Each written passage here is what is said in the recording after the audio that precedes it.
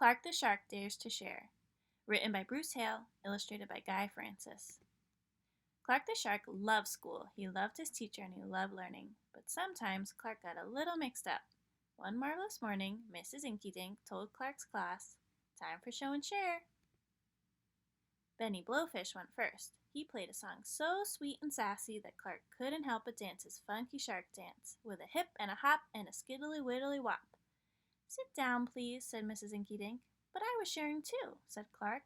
"Sharing is caring," said Mrs. Inkydink, "and everyone must learn to wait their turn." "I get it," said Clark, but he really didn't.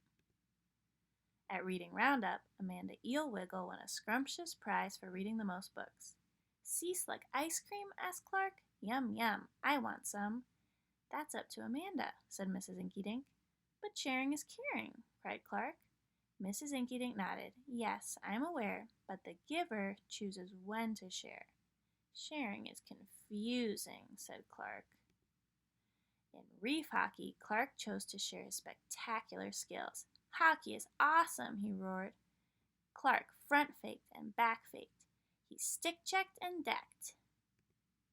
In the end, Clark did everything but pass the puck.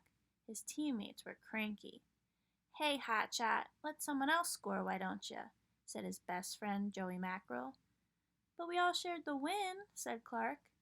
Coach Krabby scowled. "A win's not okay unless we all get to play." "Sharing is complicated," said Clark. After school, Clark and Joey Mackerel played Sea Wars at Joey's house.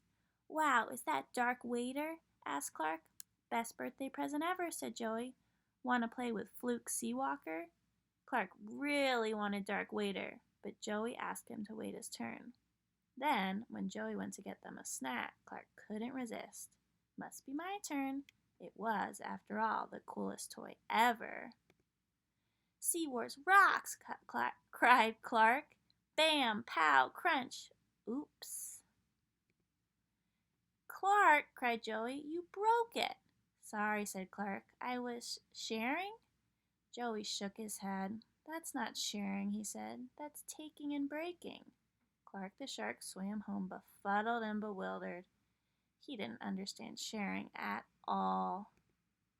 And when he arrived, Clark found he wasn't the only one who didn't get it. "Mom," cried Clark, "my cap! He borrowed it, he bit it, and now it's ruined."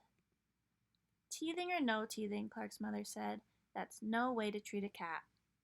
She told his brother to ask before borrowing, but she told Clark, "You have heaps of caps, and if you have a lot, why not share a lot?"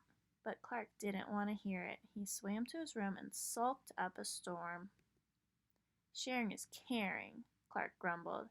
"It's not taking and breaking."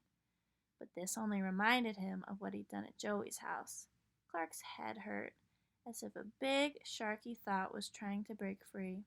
So sharing is waiting your turn, letting everyone play, the giver chooses when, not taking and breaking, and giving what you've got a lot of? Sharing was confusing. But, thought Clark, it also might be worth getting right. "Mom," he asked, "will you help me bake something?" The next day, Clark gave Joey a home-baked krill cake and a great big sharky apology. "I think I'll share this with the whole class," said Joey. "Really?" said Clark. "Really," said Joey. And when Amanda Eelwiggle saw all that cake being cut up, she said, "You know what goes well with krill cake?" "No, what?" said Clark. "Sea slug ice cream." And just like that, she scooped her treat onto everyone's plates.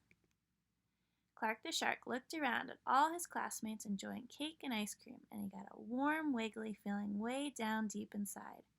"What is it, Clark?" asked Mrs. Inkydink.